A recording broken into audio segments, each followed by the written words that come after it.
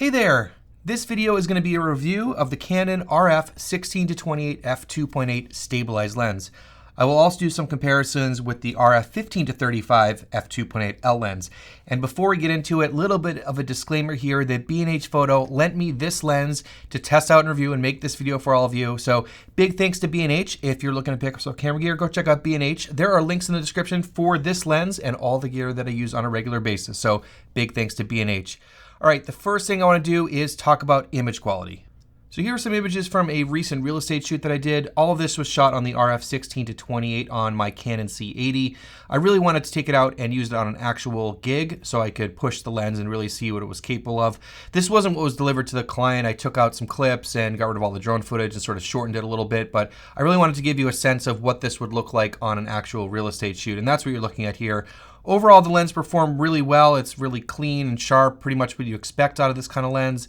The only negatives really are just the fact that it's 16-28 versus, 15-35 or 16-35, which is something I really like on a real estate shoot. But I just want to share some images that I got on an actual shoot with you.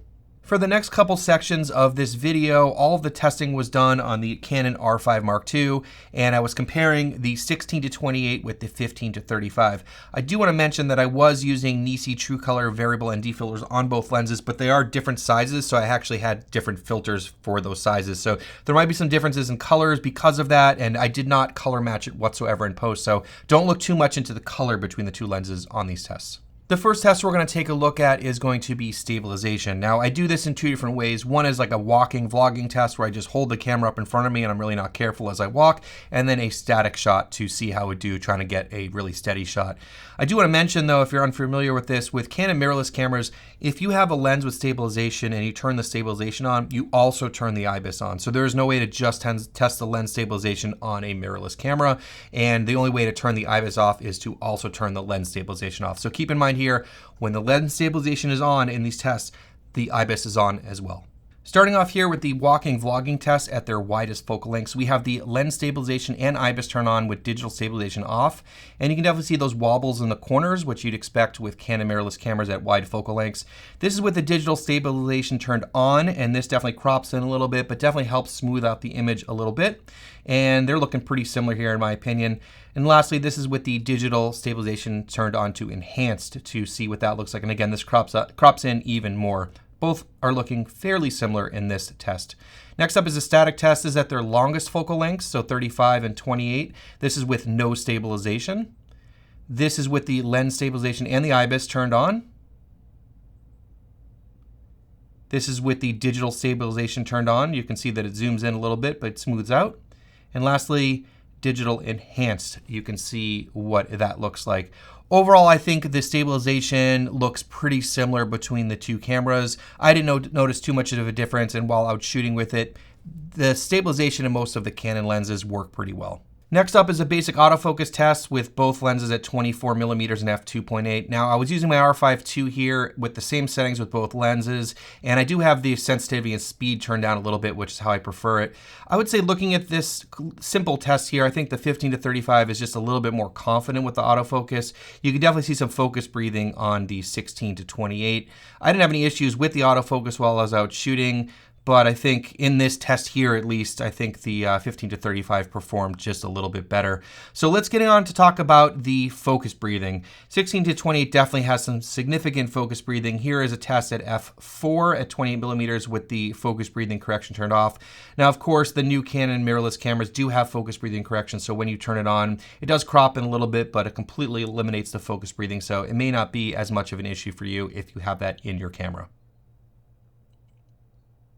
Next, we'll talk about the image quality differences between the 16-28 and the 15-35. Now, I didn't do any direct comparisons here and lab tests and those sorts of things, but I've owned the 15-35 since 2020, back when I had the EOS R, and I've been using it ever since, and I've shot a ton on it over the years. So when I use a lens that's similar in terms of focal lengths and, on the same cameras, I definitely have an opinion about that, so let's talk about that. So here is a part of a real estate shoot that I shot with the RF 15-35. Now this is on the Canon R5C, so it's not apples to apples here compared with the footage we saw earlier. But like I said before, I have a lot of experience with the 15-35.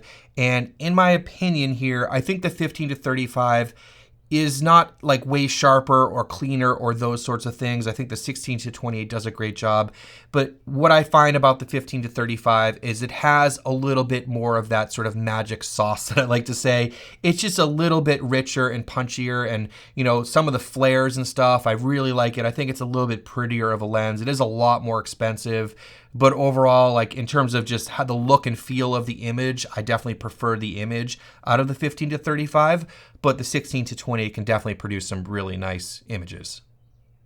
In terms of flares on the 16-28, I had to push the lens really, really hard. It was very resistant to flares, which is good if that's what you're looking for, but sometimes I definitely want to get some, flares in my image to make it look cool, and I think that the 15-35 can definitely give you some really interesting flares when you push the lens pretty hard. But flare control is great on the 16-28 if you're looking for a lens that does not produce a lot of flares, but if you do like to push the lens a little bit, I think you gotta push it really hard to get it to look like that.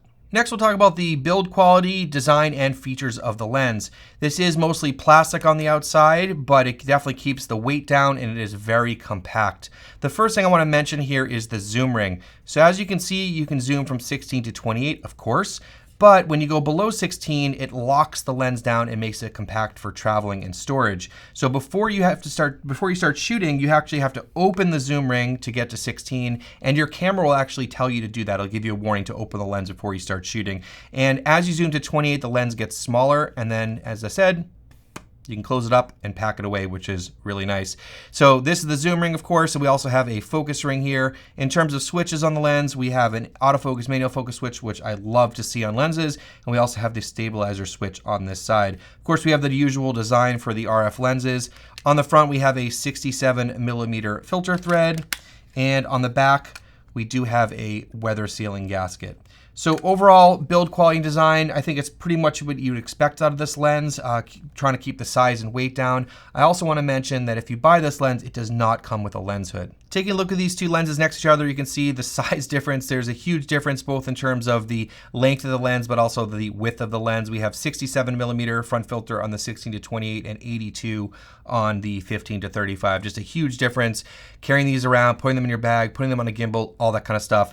I also want to mention the weight of these two lenses. The 16-28 is coming in at 1 pound and the 15-35 at 1.85 pounds. So almost double to get the L quality glass and to get the 15-35 versus the 16-28. But in terms of the price, I think this becomes a little bit more interesting. The 16-28 is currently selling new for $1,150, and the 15-35 is retailing for $2,300 at the time of recording this.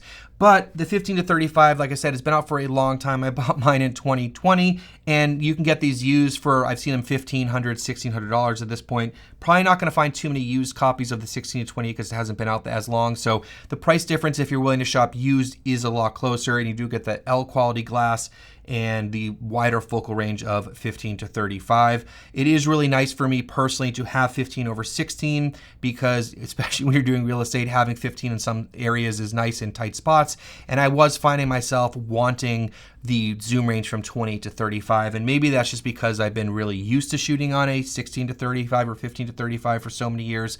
So it is a little bit more limited, but I have to say, as I try to wrap this up, that the fact that this is so small and light is really enticing for traveling, hiking, gimbal work, all that kind of stuff. The autofocus and stabilization work as you'd expect.